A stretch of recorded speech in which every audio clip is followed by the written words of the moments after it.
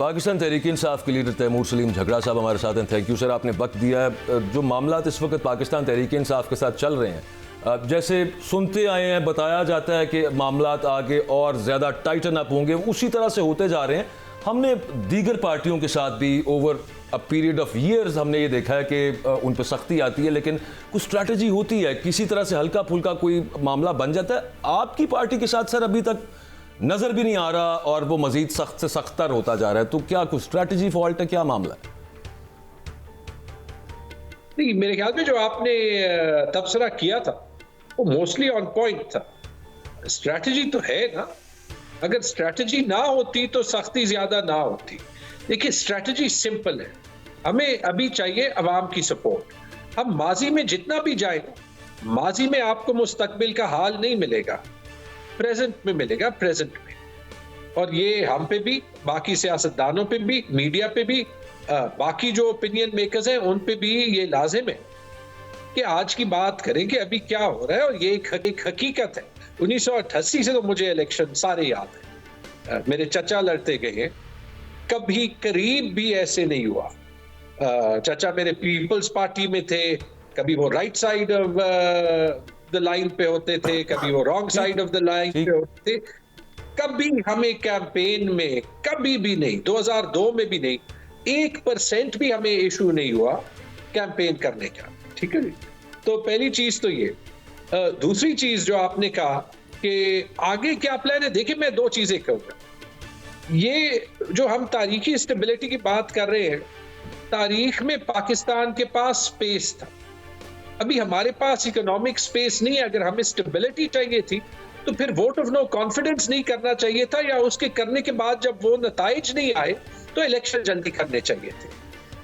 और अगर अभी वो नहीं किए तो जो पाकिस्तान के इकोनॉमिक हालात हैं और जो फॉल्ट लाइंस बन रही हैं, या जो बजाय लग रहा है कि जी पंजाब में बिल्कुल नहीं छोड़ना और खैबर पख्तूनख्वा में कुव्वत ही इतनी ज्यादा है कि उसको रोक नहीं सकते, तो खुदा न खास्ता ये पंजाब वर्सेस केपी की एक फॉल्ट लाइन दोबारा से नहीं खुल जाए।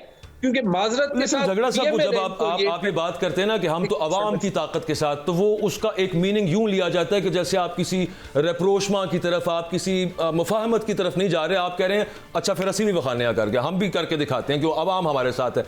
अब फ्रैंकली स्पीकिंग और historically again speaking and realistically speaking होता नहीं है यूं ना।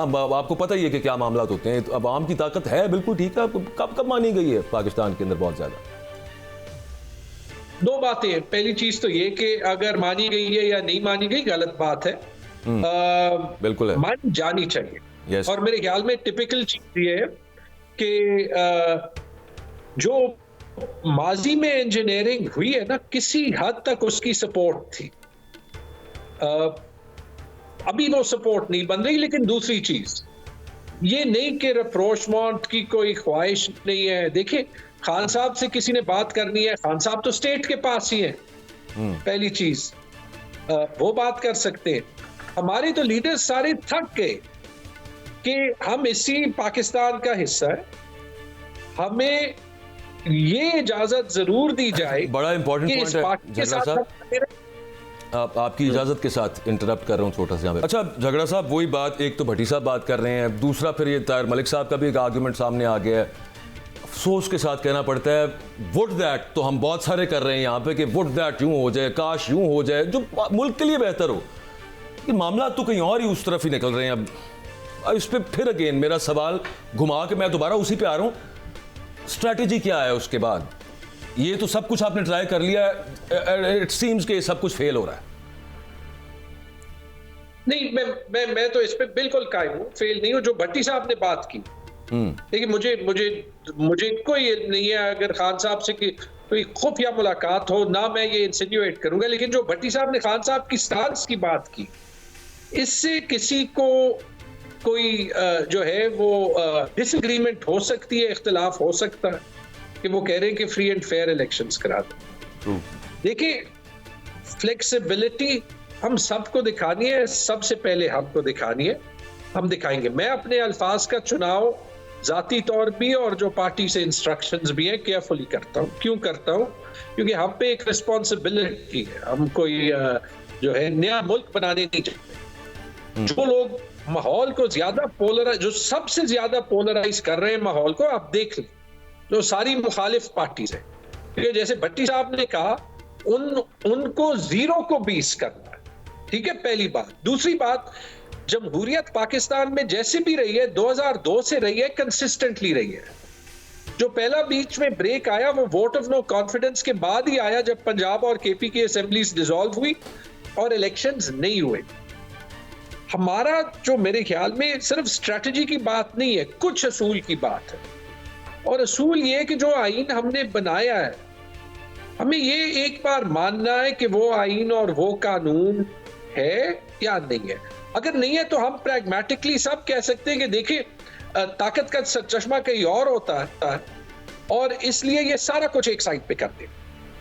लेकिन अगर आईन और कानून को हम नहीं मानते तो फिर जो आज हो रहा है वो कल औरों के लिए भी होगा। जो आज हो रहा है वो पहले दुरुस्त कह रहे हैं में हो चुका है। झगड़ा साहब, लेकिन इसका एक पार्ट है, लेकिन ऐसे तरीके में एक बात मैं कह दूं, ऐसे तरीके में कायम रहना कि ये फेंसेस मेंड हो जाए, ये भी हमें तारीख कहती है, ये फेंसेस मेंड हो जाते हैं तो कौन सी बड़ी बात है। हमारी किसी से ना लड़ाई है, ना हम लड़ाई चाहते हैं, और ये नहीं हो सकता कि पीटीआई में ये जो हजारों कैंडिडेट्स हैं, इनमें से एक तो कोई होगा जो एंटी स्टेट नहीं होगा ना। अच्छा, मेरा एक वैसे थीसिस है झगड़ा साहब, और वो ये है कि अगर आप आईन और कानून की जो आप बात कर रहे हैं, ये सबसे बड़ा सोशल कॉन्ट्रैक्ट है अवाम पाकिस्तान का रियासत के साथ। इस पे लेटर एंड स्पिरिट में अमल सिर्फ तब होगा जब कम अज कम सियासतदान एक पेज पर होंगे, एक दूसरे की टांगे नहीं खींचेंगे, एक दूसरे के साथ कम अज कम बैठने को तैयार होंगे। As far as my understanding is concern, Imran Khan साहब अभी भी तैयार नहीं है। मेरे ख्याल में ये फ्रेमिंग गलत है। जो हमने बीच में पॉलिटिकल फेयर इलेक्शंस के लिए इनके साथ बैठ जाऊंगा, वरना मैंने इनके साथ नहीं बैठना, चोर डाकू हैं। तो ये तो वो पहला स्टेप है ना। मैं बताता हूं क्यों हमें मैसेज में से क्या आया। हमें मैसेज में से ये आया है कि चलिए ठीक है, मान लेते हैं पार्टी ने गलतियां भी की है, लेकिन वो ये कि आप अपनी असूल की सियासत छोड़ दें। अगर आप परवेज खटक को या जहांगीर तरीन साहब को ज्वाइन कर लें या किसी और पार्टी को ज्वाइन कर लें या कोई बयान दे दे तो आप ठीक हो जाएंगे।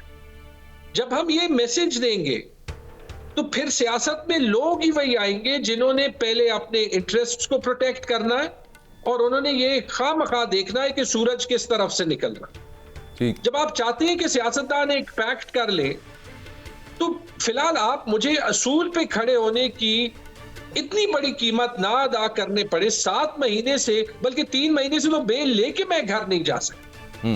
और आपको पता है, अभी तो कोई इसमें छुपी बात भी नहीं है कि पंजाब के मुकाबले में केपी में हालात बड़े अच्छे हैं रिलेटिवली स्पीकिंग, लेकिन जो हुआ है वो कभी केपी की तारीख में भी नहीं हुआ। कागजात नामजदगी झगड़ा साहब इमरान खान साहब के मुश्किल ही लगता है जैसे वो होंगे। मरियम नवाज साहिबा के काफ़ी जगह से, बल्कि आज जो उनके केपी से मुस्तरद हो गए हैं कागजात नामजदगी पाकिस्तान तरीके में, मेरे जहन से नाम निकल गया।